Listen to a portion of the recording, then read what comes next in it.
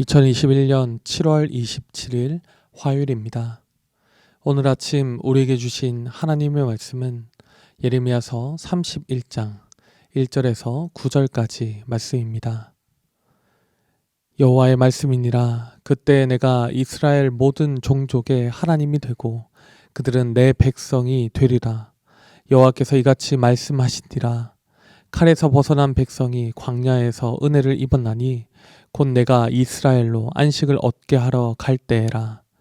옛적에 여호와께서 나에게 나타나사 내가 영원한 사랑으로 너를 사랑하기에 인자함으로 너를 이끌었다 하였노라.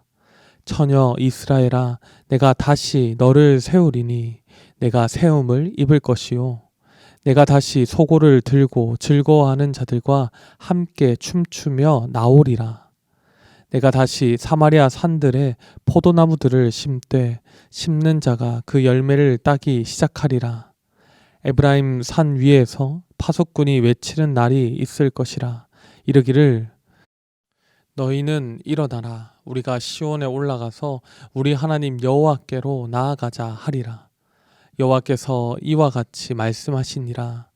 너희는 여러 민족의 앞에 서서 야곱을 위하여 기뻐 외치라. 너희는 전파하며 찬양하며 말하라. 여호와여, 주의 백성 이스라엘의 남은 자를 구원하소서 하라. 보라, 나는 그들을 북쪽 땅에서 인도하며 땅 끝에서부터 모으리라. 그들 중에는 맹인과 다리 저는 사람과 잉태한 여인과 해산하는 여인이 함께 있으며 큰 무리를 이루어 이곳으로 돌아오리라. 그들이 울며 돌아오리니 나의 인도함을 받고 간구할 때 내가 그들을 넘어지지 아니하고 물 있는 계곡의 고든 길로 가게 하리라. 나는 이스라엘의 아버지요 에브라임은 나의 장자니라. 아멘. 참혹한 고통의 시간을 겪으면서도 끝까지 그 고통을 견딜 수 있는 사람은 이 힘든 시간의 끝에 회복의 소망이 있음을 아는 사람입니다. 회복의 소망이 참혹한 고통을 견디게 하는 것이죠. 심판받을 이스라엘은 바벨론에 의해 파괴되고 포로로 잡혀갈 것입니다. 이제 그들에게 남은 것은 수치와 고통의 시간밖에 없겠죠. 이런 그들에게 하나님의 회복의 소망을 말씀하십니다. 하나님께서는 이스라엘이 바벨론의 포로로 잡혀가게 하셨지만 그들이 회개하고 순전한 마음이 될 때, 그때에 곧 회복의 때가 되면 그들의 상한 심령을 어루만져 주시며 회복시켜 주실 것이라고 약속하십니다.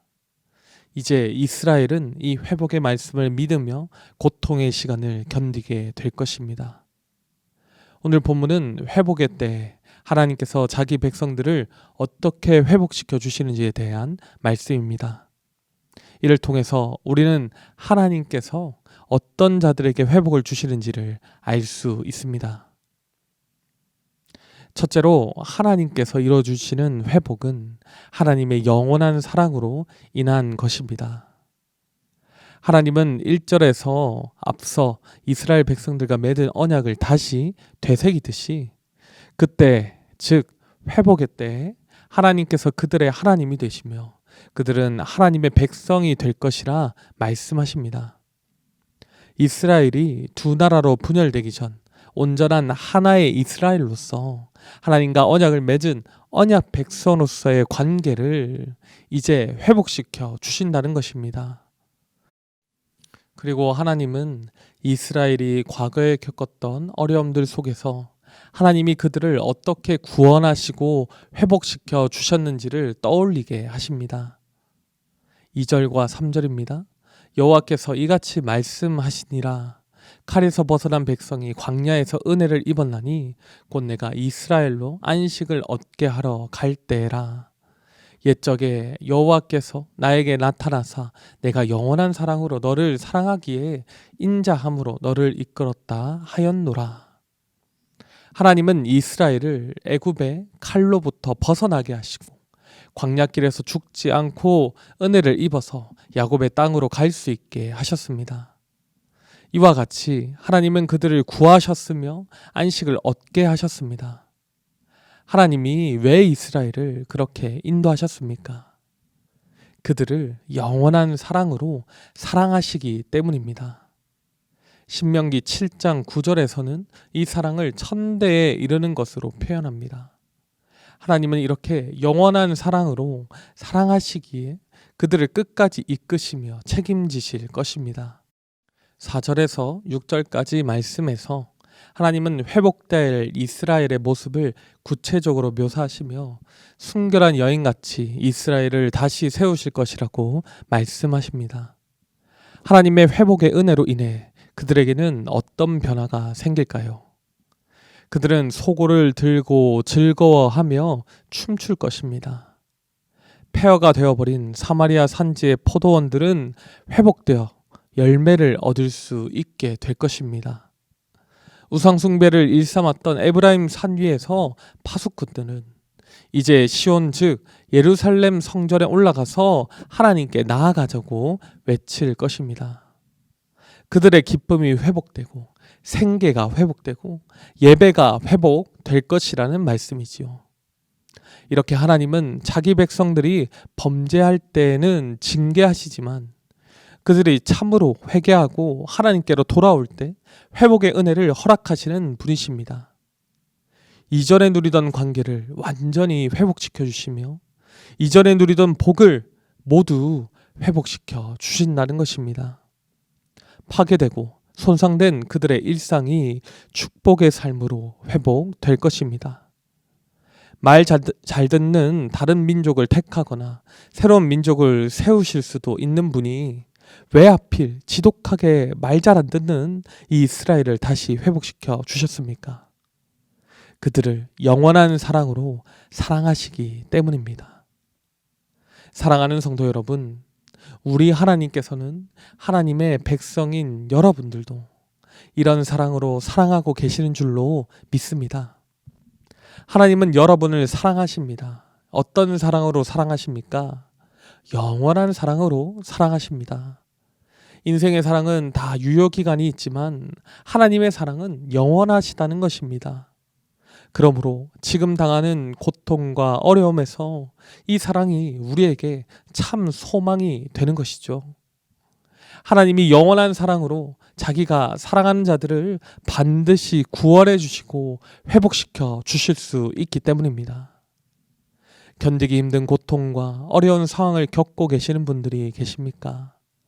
우리가 당하는 지금의 어려움이 아무리 크다고 할지라도 우리를 영원한 사랑으로 사랑하시는 하나님께서 신실한 그 사랑으로 우리를 회복시켜 주실 것입니다.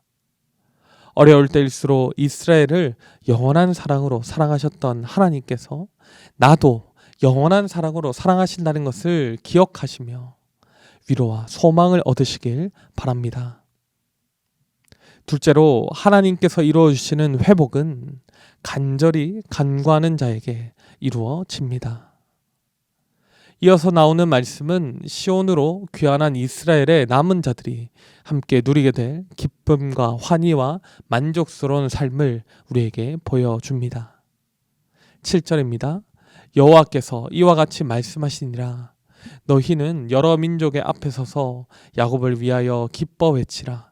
너희는 전파하며 찬양하며 말하라. 여호와여 주의 백성 이스라엘의 남은 자를 구원하소서 하라. 하나님은 자기 백성에게 주의 백성 이스라엘의 남은 자를 구원해 달라고 여러 민족들 앞에서 기뻐 외치고 전파하며 찬양하며 말하라고 합니다. 하나님께 구원을 간구하는 모습을 온 세상 사람들에게 알리면서 그들이 누리는 회복의 역사가 그들의 간구를 하나님께서 들어주셔서 이루어지는 일임을 알게 하려는 것입니다. 이처럼 하나님은 유다의 남은 자들의 귀환을 계획하시고 이루실 것입니다. 8절입니다. 보라 나는 그들을 북쪽 땅에서 인도하며 땅 끝에서부터 모으리라. 그들 중에는 맹인과 다리 저는 사람과 잉태한 여인과 해산하는 여인이 함께 있으며 큰 무리를 이루어 이곳으로 돌아오리라. 하나님은 자기 백성이 포로로 잡혀갔던 북쪽 땅 바벨론에서 그들을 인도해 내실 것입니다. 여행하기 힘든 연약한 사람들인 시각장애인, 하반신 장애인, 잉태한 여인, 해산한 여인들조차도 남겨두지 않으시고 모두 다 하나님의 약속의 땅으로 돌아오게 하신다는 것입니다. 큰 무리가 되어서 마치 출애굽을 하듯이 하나님의 약속의 땅으로 돌아오게 될 것이라는 것이죠. 9절입니다. 그들이 울며 돌아오리니 나의 인도함을 받고 간구할 때에 내가 그들을 넘어지지 아니하고 물 있는 계곡의 고든 길로 가게 하리라. 나는 이스라엘의 아버지요 에브라임은 나의 장자니라. 그들은 자신이 겪었던 괴로움을 떠올리고 회복의 은혜에 감격하며 울며 돌아올 것입니다. 하나님의 인도함을 받고 간구하는 자들은 이제 더 이상 넘어지지 않을 것이고 물 있는 계곡에 난 고든 길과 같은 순탄한 길이 그들의 앞에 펼쳐질 것입니다. 그 일을 행하시는 분이 누구십니까? 바로 그들의 아버지 되시는 하나님이십니다. 하나님은 그들의 구원과 회복을 하나님께 간구하는 자들의 음성을 들으시고 열방에 하나님의 구원과 회복의 역사를 보여주신다는 것입니다.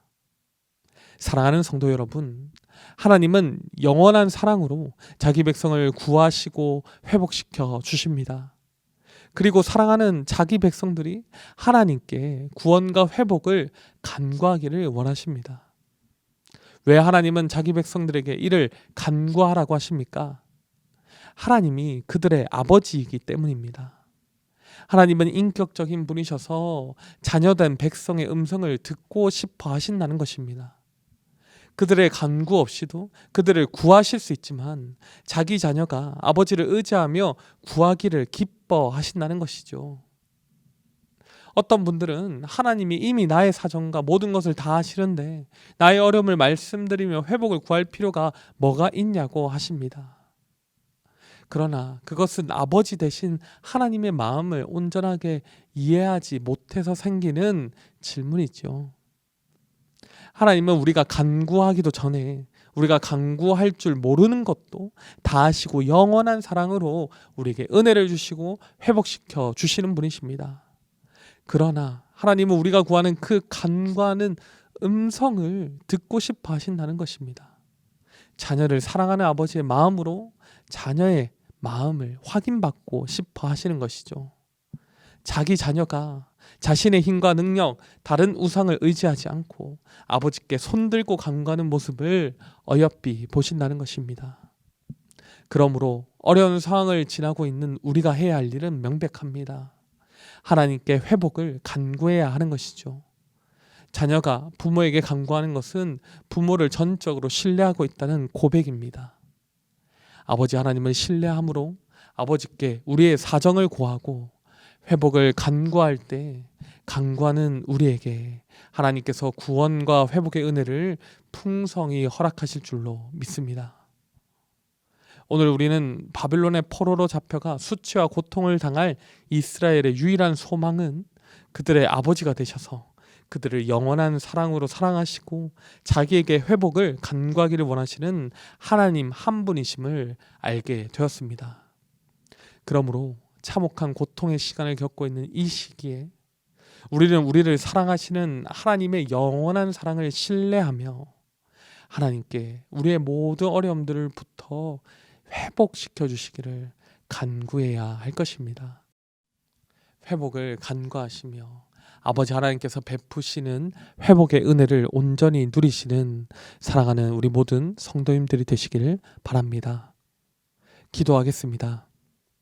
우리를 영원한 사랑으로 사랑하시는 아버지 하나님, 우리는 늘 하나님을 사랑한다고 말하면서 그 사랑을 지키지 못하고 살아가지만 그런 우리조차 신실하게 사랑해 주셔서 감사합니다. 하나님의 사랑을 기억하며 포로로 잡혀가는 이스라엘과 같이 절망적이고 고통스러운 상황에 처한다 할지라도 하나님께 간구함으로 회복의 은혜를 누리는 우리 모두가 되게 하여 주시옵소서. 이 사랑을 우리만 알게 하지 않게 하시고 우리의 간절한 간구를 통하여 우리의 가족과 이웃들도 하나님의 영원한 사랑을 깨달을 수 있는 은혜를 허락하여 주시옵소서. 오직 하나님만 의지하며 회복의 소망으로 이 전염병의 어려움들을 잘 이겨내게 하실 줄로 믿사오며 우리 주 예수 그리스도 이름으로 간절히 기도드립니다. 아멘. 이 시간 개인적으로 기도하실 때 오늘 나눈 말씀을 붙들고 기도하시고 주간 기도 제목에 따라서 환우들과 섬김 사역을 위해서 기도하겠습니다. 환우들과 연약한 성도들을 위하여 우리 환우 명단을 확인하시고 또 항암 치료 중인 분들, 영적으로 육적으로 힘든 분들을 위해서 기쁨으로 섬기는 우리 교회가 되도록 모든 섬김 사역을 통하여 세상의 소망이 되는 우리 교회가 되도록 또한 코로나19 기도 제목을 따라서 시간 함께 간절히 기도하시겠습니다.